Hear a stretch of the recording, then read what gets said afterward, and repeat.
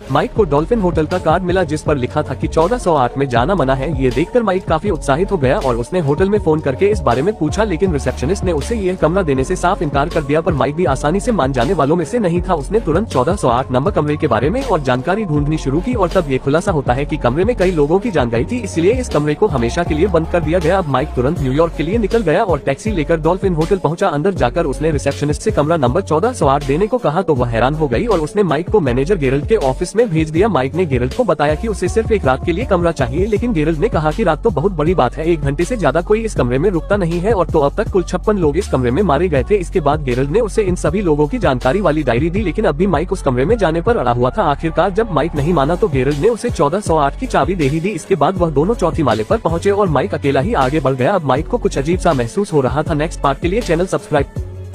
Mic को dolphin hotel का card मिला जिस पर लिखा था कि 1408 में जाना मना है। ये देखकर माइक काफी उत्साहित हो गया और उसने होटल में फोन करके इस बारे में पूछा, लेकिन रिसेप्शनिस्ट ने उसे यह कमरा देने से साफ इनकार कर दिया। पर माइक भी आसानी से मान जाने वालों में से नहीं था। उसने तुरंत 1408 नंबर कमरे के बारे में और जानकारी ढूंढनी शुरू की और तब ये खुलासा होता है कि कमरे में कई लोगों की जान गई थी, इसलिए इस कमरे को हमेशा के लिए बंद कर दिया गया। अब माइक तुरंत न्यूयॉर्क के लिए निकल गया और टैक्सी लेकर डॉल्फिन होटल पहुंचा। अंदर जाकर उसने रिसेप्शनिस्ट से कमरा नंबर 1408 देने को कहा तो वह हैरान हो गई और उसने माइक को मैनेजर गेरल्ड के ऑफिस में भेज दिया। माइक ने गेरल्ड को बताया कि उसे सिर्फ एक रात के लिए कमरा चाहिए, लेकिन गेरल्ड ने कहा कि रात तो बहुत बड़ी बात है, 1 घंटे से ज्यादा कोई इस कमरे में रुकता नहीं है। और तो अब तक कुल 56 लोग इस कमरे में मारे गए थे। इसके बाद गेरल्ड ने उसे इन सभी लोगों की जानकारी वाली डायरी दी, लेकिन अब भी माइक उस कमरे में जाने पर अड़ा हुआ था। आखिरकार जब माइक नहीं माना तो गेरल्ड ने उसे 1408 की चाबी दे ही दी। इसके बाद वह दोनों चौथी माले पर पहुंचे और माइक अकेला ही आगे बढ़ गया। अब माइक को कुछ अजीब सा महसूस हो रहा था। नेक्स्ट पार्ट के लिए चैनल सब्सक्राइब।